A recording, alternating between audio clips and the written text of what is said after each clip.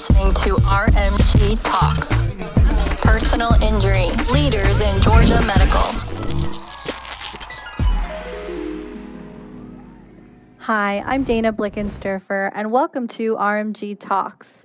Today on RMG Talks, we sit down and have an intimate conversation with our CEO and founder of Regional Medical Group, Dr. Mark Schwaiger. Take a listen. All right, so good afternoon, Dr. Mark Schwaiger. Hey, Dana. How are you? I'm good. This is, we just want to get a little bit behind the scenes to get to know the man behind Regional Medical Group. So a few people realize that Regional Medical Group was founded after you suffered tremendous hardships in 2005 during Hurricane Katrina, making this successful venture your second act. What was it like coming to Georgia, starting all over again, only to build an even bigger practice than ever before? Well, of course, I went to Life Chiropractic College in the early 80s, the 1980s, here in Atlanta. So I've always had an affinity to Atlanta. And ironically, I had evacuated to Atlanta for Katrina. Oh, wow. Only to never go back. So at that point in time, I owned and operated 7 medical clinics as I practiced chiropractic in Louisiana for 5 years in the early 80s before migrating over to the medical side of the equation and specializing then in the treatment and management of personal injury cases utilizing medical doctors there in New Orleans. 7 clinics, 6 of them flooded, and it was a different time, just a short 15 plus years ago, in that everything was manual. We had hard patient files. There was no electronic medical records.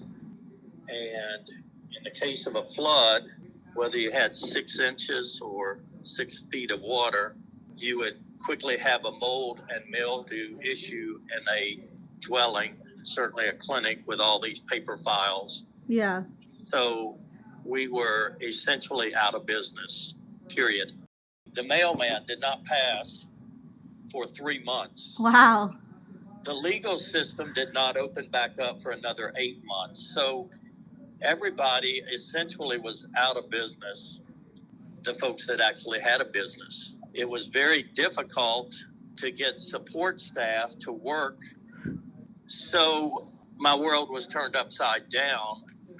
And at that point in time, I made the decision to start in Atlanta, which was my version of ground zero, which was no clinics, no doctors, no patients, no place to live.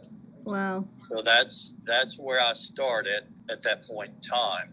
And I firmly believe that by doing the right things with the right people for the right reasons, that we built Regional Medical Group into the entity that it is today, whereby we have 21 staff physicians and over 170 support staff members and 19 clinics. That's incredible. You must be so proud of all the work put into it, even on a second turnaround in a different state.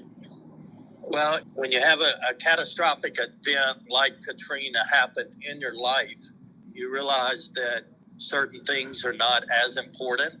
Yeah. Such as money, Mm-hmm. but the things that you wouldn't take money for, such as your family and your relationships, Your health. and your health are what's most important. Yeah. So it's kind of, it was like putting those things into perspective, which is what got you through it. It was step by step, baby steps, and looking at it in the rearview mirror, it was maybe harder than what I realized at the time, because at the time I was just doing what I had to do and calling upon an inner strength to make things happen on a day-by-day basis. Wow. What about these events has shaped the kind of leader you are today? Can you give us 3 leadership tips for uncertain times? During times like this is when several things happen, and that is that the strong get stronger.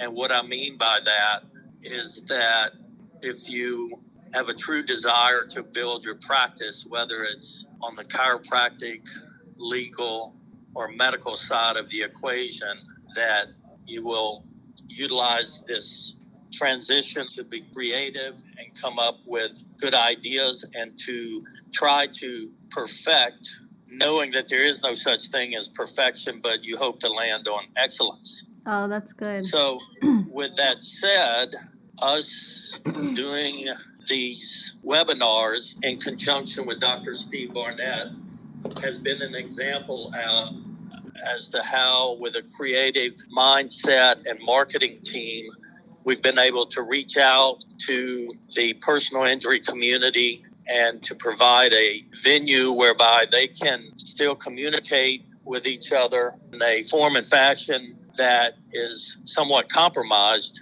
but certainly better than doing nothing. I think that everyone has their story to tell as to how our current crisis of COVID-19 has affected their life, either personally or with their business. And just as the virus has been prevalent in 142 countries, I think it's affected everyone's own business here in Georgia. Yeah. Talking about community, as a founder of Regional Medical Group, you've created medical facilities that have become a regional powerhouse, treating and diagnosing and providing care to injury patients across the state. So from a community perspective, what made you to turn to personal injury as a way to serve your community?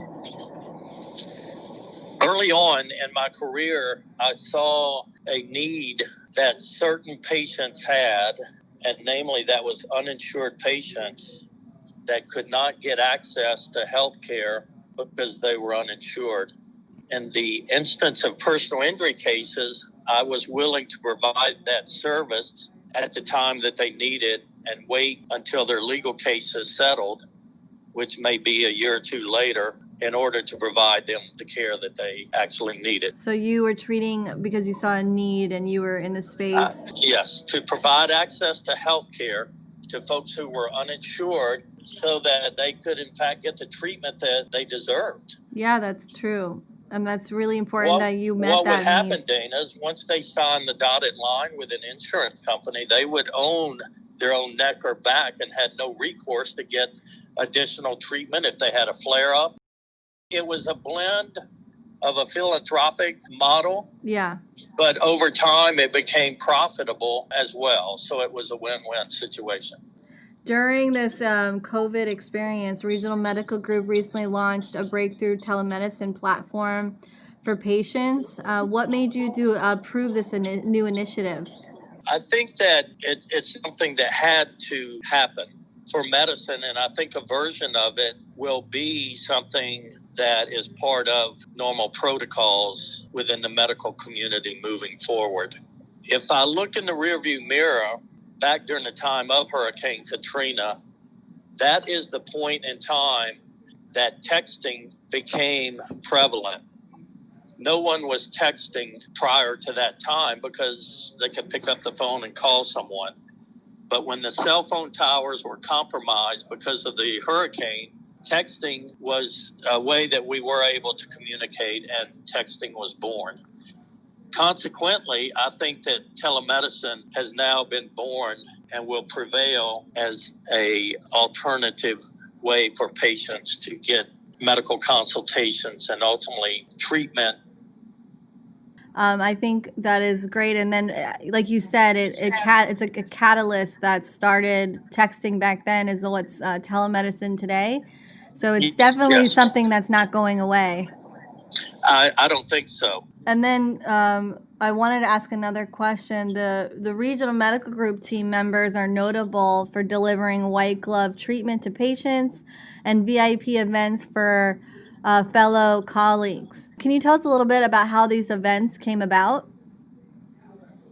Well, I think that Dr. Steve Barnett was the originator of these, and I was the facilitator, if that makes sense. Yeah. So that aggregately, he and I were able to put these events on, as we still do today, and created a platform whereby other businesses can do the very same thing and market to the same audience several times throughout the year. And how do you think the switch online has been? I know there's like a learning curve for a lot of people, but do you think that online marketing is going to be a thing that will continue in your industry? I have to be honest and I say I hope not. I hope that we all get through the other side of this COVID-19 and we can get back to a life of normalcy and have hands-on events, because that truly is the best networking that can be done. Anything done through a Zoom meeting is secondary and somewhat compromised to face-to-face and actual handshakes. Yeah. So what is your grand vision for Regional Medical Group? How do you see Regional Medical Group evolving in the next year? I have a son that just completed his pre-med at Emory who wants to go on and become an orthopedic surgeon. So as long as I see him headed in that direction, I'm going to continue to build regional, not only in Georgia, but other states, so that I can give him the opportunity that I never had to take over an organization and build upon it.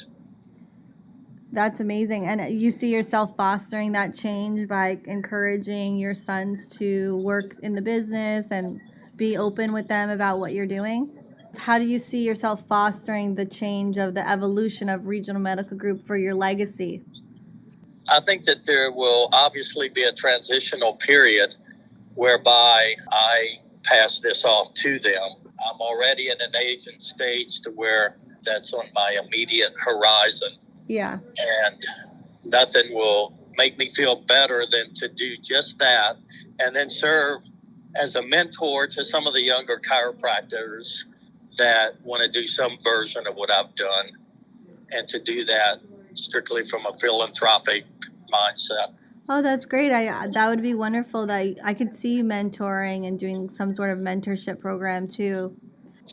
I would get a lot of fulfillment out of that because chiropractic has been very good to me throughout my career. And financially, I've met milestones that I never thought I would or could. So at this point, the money is not as important to me as a legacy would be. So readers want to know, what would you say is the most challenging aspect of your job as the founder and CEO? Trying to get the best of the best out of each and every employee so that they believe in themselves and give me their best. Yeah, and they also believe in the vision of of Regional. Yeah. To help people. And the advantage we're at is we're in a service industry to where you get fulfillment out of helping people. We're in the service industry. We're not selling daiquiris at a daiquiri stand. Yeah, exactly. It's more heart pressing to the heart. Yes. And many of these people truly appreciate the fact that we're giving them the access to healthcare when very few other providers would. Yeah.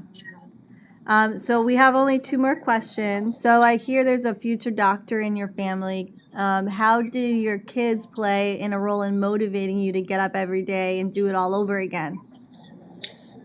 If I didn't have Chris teed up for med school, I would probably be winding down instead of growing at this point in my career. But nothing makes me feel better than to see them doing well themselves and laying the groundwork for them so that they can hit the ground running. And the last question before we go, what long-term success advice can you give others that are seeking to build a legacy like you have today? Because of Katrina, I started out at ground zero, which is probably less than where every other chiropractor is out there. And there's no reason why they can't work hard just as I did and build something and build upon that. And as the years go by, before they know it, they themselves have put together something they never thought they would or could. There is no easy way.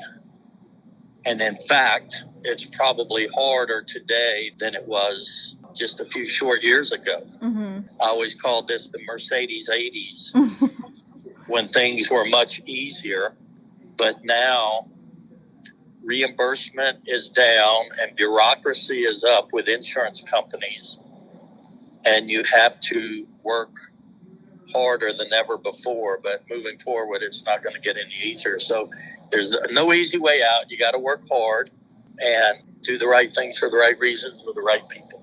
Even though COVID has distanced everyone and we're all kind of once removed, or we're virtual and we're not hands-on, you still got to maintain that hands-on mentality and mindset and reach out and touch someone, whether it's your colleague or your patient or your staff, to let them know that we'll clearly get through this current crisis, but to carry that mindset on into their balance of their career. And again, before they know it, they'll be having something that they're very proud of. Oh, that's awesome. No, thank you so much, Dr. Mark, for your time. And I appreciate it.